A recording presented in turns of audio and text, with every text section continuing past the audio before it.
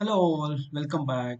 In the last session, we understand what is types by inference. Okay, hope you have done a practice. Okay, now in this session, we are going to understand the most important topic that is called defining our own types. What does it mean? So let's jump into the code and we can learn.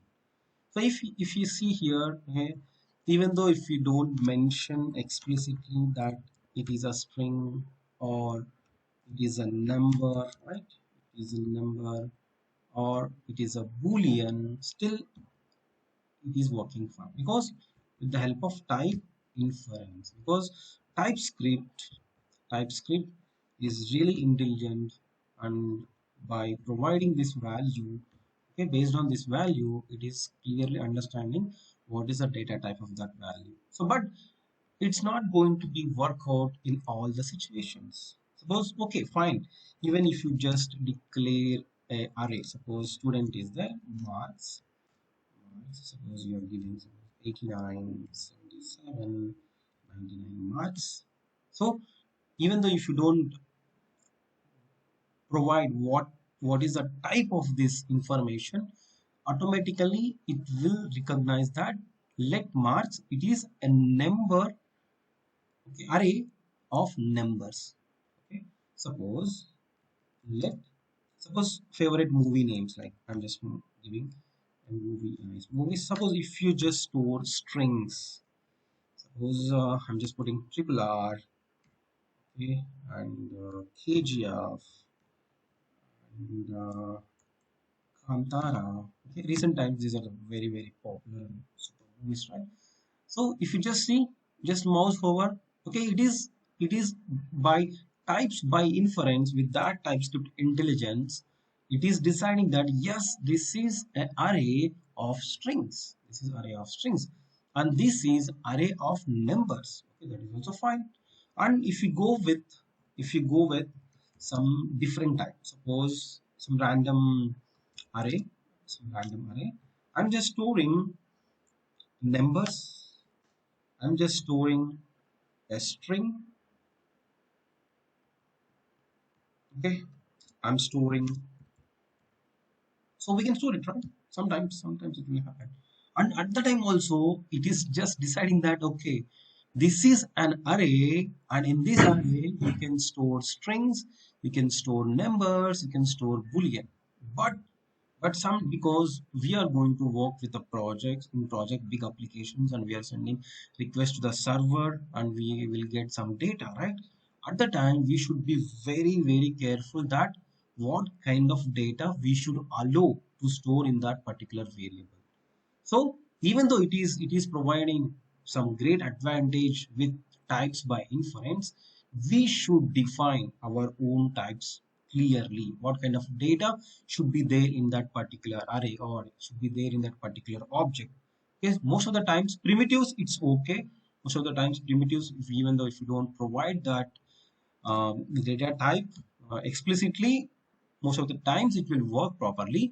But whenever we are dealing with arrays and objects, many situations, if it is not required to define our own type, it's better to leave it to a TypeScript will decide. But there are situations definitely we should define the types, so we can discuss that in which situations we, but especially one, I will tell you one example. So whenever you send a request to the server, okay, if you send a REST API and you are getting some data, you don't know, right, what kind of data it will return.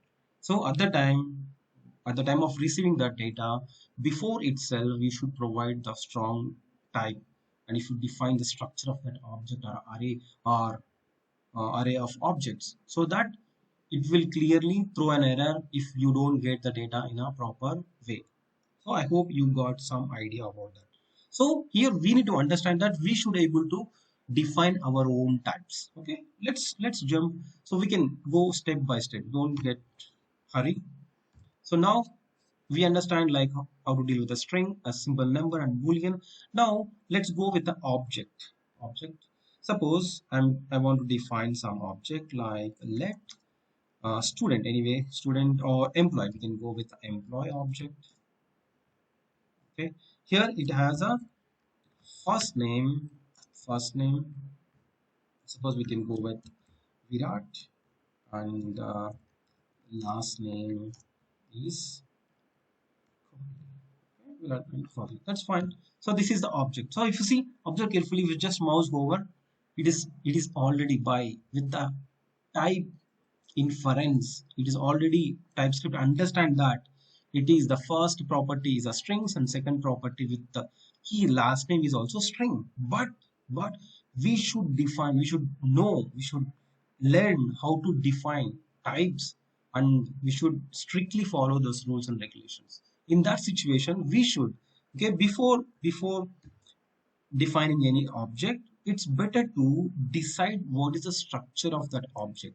So now we know, right? For example, I just define the object before defining the structure, but normally first we should understand what is the structure, then we can define the object. Okay, fine, no problem here. Okay, there are two ways we can define the structure for this. One is with the help of types, another one is with the help of interfaces. Okay, we are going to learn both the ways, and I will explain what is the difference between types and interfaces. At the same time, I will explain in which situation we should go with the types and which situation we go with the interfaces. But here in this example, we can go and we can take advantage of interfaces. So here I'm just defining the structure for employee object or employee object. So interface, just give a interface keyword, and what is the type?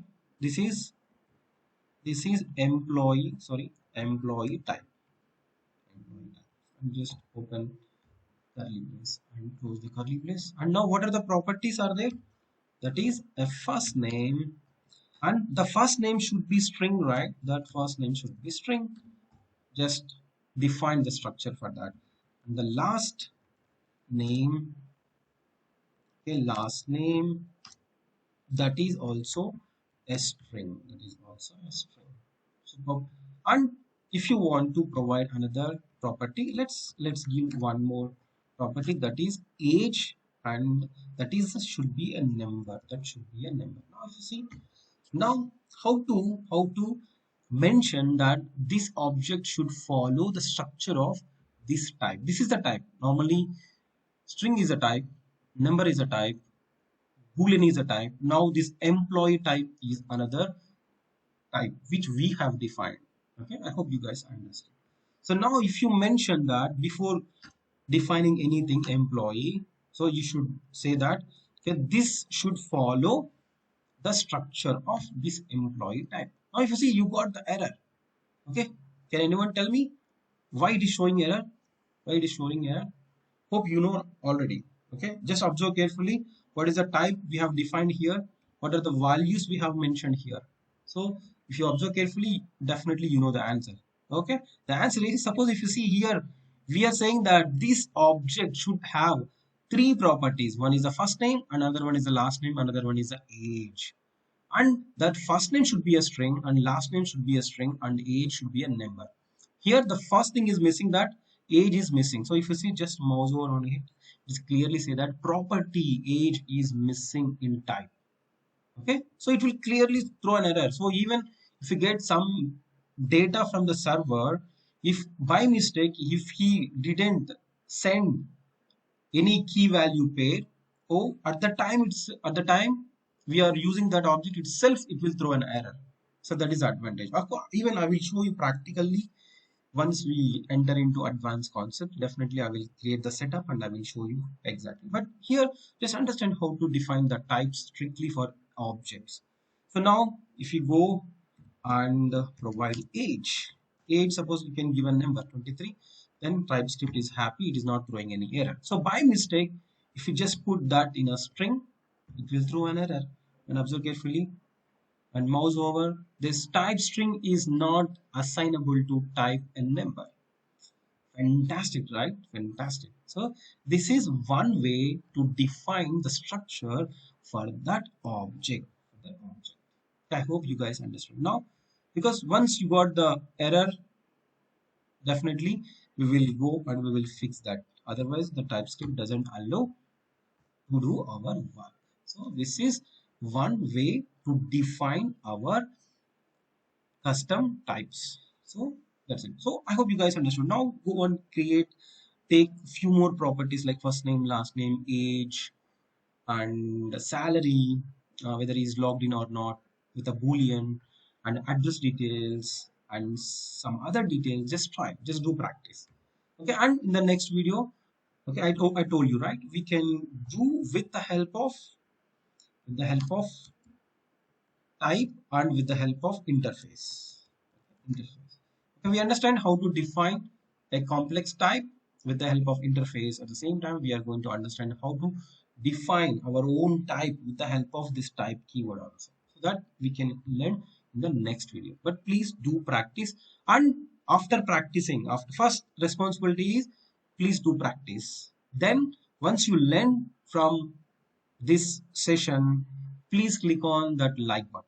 Okay, why I'm asking, because this information is very important. It should reach to more people. I know there are hundreds of tutorials already there in YouTube, but I'm just trying to simplify to help average students and below average students like me, so that if you click on that like button, definitely it will reach to more people. Okay, thank you. I hope you are doing practice. Okay, then only you will understand. Bye bye, and see you in the next session.